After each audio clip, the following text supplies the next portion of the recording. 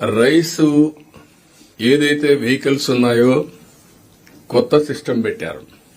నాకైతే అర్థం కాదు. రైస్ ఫేర్ ప్రైస్ షాపులు ఉన్నాయి, మళ్ళా 3 రోజులకు 15 రోజులు ఈ వ్యాన్ తిరుగుతుంది. ఒక్కొక్క ఫేర్ ప్రైస్ షాప్ 4 రోజులు తిరుగుతుంది. అంటే ఇలాంటి సిస్టమ్స్ అనేటివి ఒక పద్ధతి లేని సిస్టమ్ తీసుకొచ్చారు. ఒకప్పుడు అప్ టు 20th వరకు ఏ ఫేర్ ప్రైస్ షాపు పోయినా రైస్ ఎసెన్షియల్ కమోడిటీస్ దొరికేటివి. ఇఫ్ నెసెసరీ డోర్ డెలివరీ కూడా ఇచ్చాం. ఇప్పుడు 1800 crores 2000 crores ఖర్చు పెడుతున్నారు మీరు దీనికి. వై? 15 రోజులు పని పెట్టి ఇద్దరికి మంత్ అంతా శాలరీస్ పే చేస్తున్నారు. ఒక వెహికల్ కొని 15 days ఉపయోగించి 15 days ఫ్రీగా పెట్టి ఇల్లీగల్ యాక్టివిటీస్ చేస్తున్నారు. Why should you do all these things? ఎవరైతే రాలేని వాళ్ళకి మనం ఇవ్వాల్సిన అవసరం, డిజర్వింగ్ పర్సన్స్ వాళ్ళకే ఇవ్వాలి, వాళ్ళకి ఇద్దాం. ఇప్పుడు కూడా అలాంటి ఇనేబిలిటీ ఉన్న వాళ్ళకి ఇవ్వాలి తప్ప, కానీ వాళ్ళేంటి రోడ్డు మీదకి వచ్చి నిలబడుకోవాలి అవర్స్ టుగెదర్ రైస్ తీసుకోవడానికి. ఎప్పుడు వస్తుంది తెలియదు ఈ వెహికల్. అంటే వాళ్ళ టైం కూడా వేస్ట్. అంత మునుపు వాళ్ళు ఎప్పుడు కావాలంటే అప్పుడు తీసుకుపోయేది పోయి ఇప్పుడు రివర్స్ చేశారు. ఇదంతా కూడా అన్నెసరీ ఎక్స్పెండిచర్, రాష్ట్రం మీద డెట్, తర్వాత ఇష్ట ప్రకారం చేయడం. అదే వెహికల్స్ లో రీసైక్లింగ్ పెద్ద ఎత్తున జరిగింది. ఇప్పుడే మన వాడు చెప్పినట్టు కాకినాడలో ఒకే ఫ్యామిలీ 3 పొజిషన్లు, civil supplies corporation, rice millers association, MLA, port MLA. Where are you going? అంటే దొంగ చేతుల్లోకి తాళాలు ఇచ్చేసి వాళ్ళు ఏం చేసినా మనం ప్రేక్షకుల వారికి కూర్చున్నాం గవర్నమెంట్, లేకపోతే మనమే సపోర్ట్ చేశాం. దీంతో క్లియర్ గా రైస్ అంతా కూడా స్మగ్లింగ్, రీసైక్లింగ్ జరిగింది. కాబట్టి ఇవన్నీ చాలా లోపాలు ఉన్నాయి. ఇవన్నీ కూడా కరెక్ట్ చేయాల్సిన అవసరం ఉంది. Will correct everything. This my observations. కాబట్టి ఆల్ కలెక్టర్స్ మీరు ఒక అవగాహన పెంచుకోవాలి. నేను ముందే చెప్పాను. ఏపీలో రేషన్ కార్డులు ఉన్న వారికి గుడ్ న్యూస్. బియ్యంతో పాటు ఈ 5 వారికి ఇంటికే రేషన్ డోర్ డెలివరీ. ఏపీ కలెక్టర్ల సదస్సులో చంద్రబాబు కీలక ప్రకటన చేశారు. రేషన్ కార్డులు ఉన్నవారికి శుభవార్త చెప్పారు.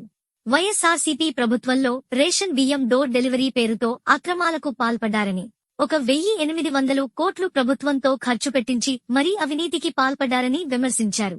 రేషన్ బియ్యం డోర్ డెలివరీ వాహనాల్లోనే బియ్యం రీసైక్లింగ్ చేశారని, ధరల నియంత్రణ కోసం ప్రత్యేక జేసీని నియమించాలని ముఖ్యమంత్రి చంద్రబాబు కీలక ఆదేశాలు జారీ చేశారు.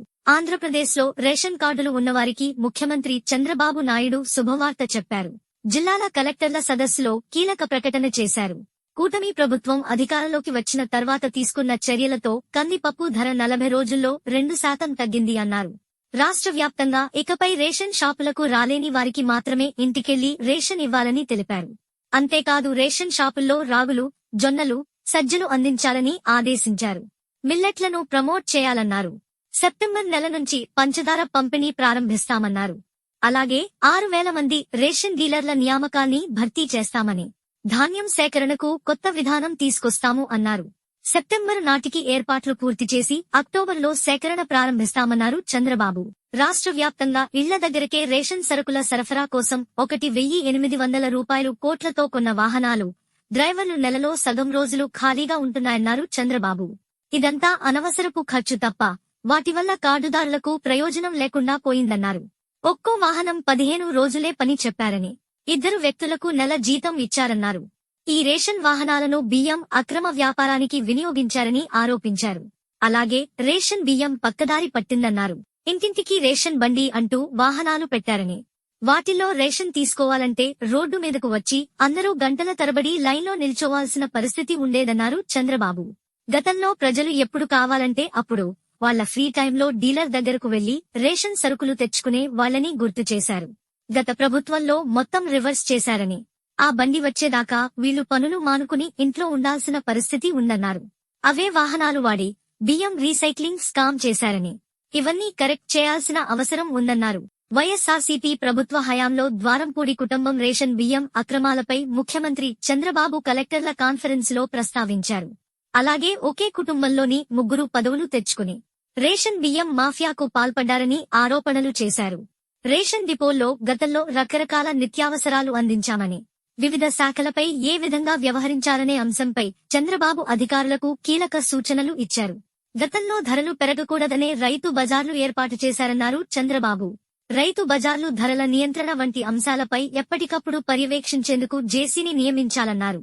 మొత్తం మీద చంద్రబాబు రేషన్ పంపిణీ అంశంపై క్లారిటీ ఇచ్చారు.